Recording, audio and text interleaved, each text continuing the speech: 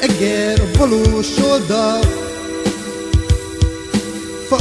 Fantom és Shepstar.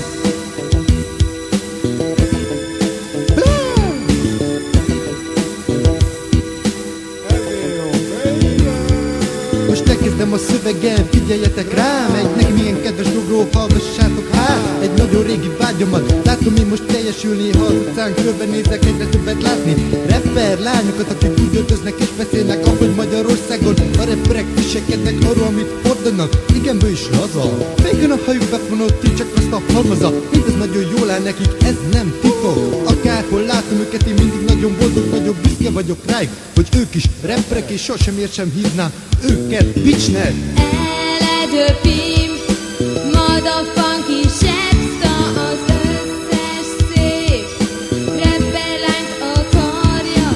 Eledöpim, motherfunky Shepstar, az összes szép rapperlányt akarja.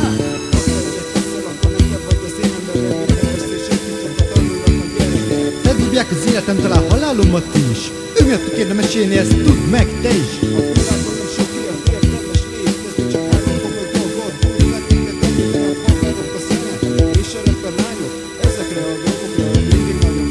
A lány, akire várok, rapper kell, hogy legyen, vagy egyáltalán nem kell nekem semmilyen. Sokan vannak, akiket semmi más nem érdekel, csak hogy sok nőjük legyen. De ezt felejtjétek el.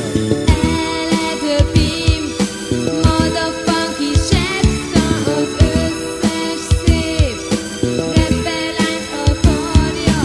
Eledöpim, motherfunky Shepstar, az összes szép rapperlányt akarja.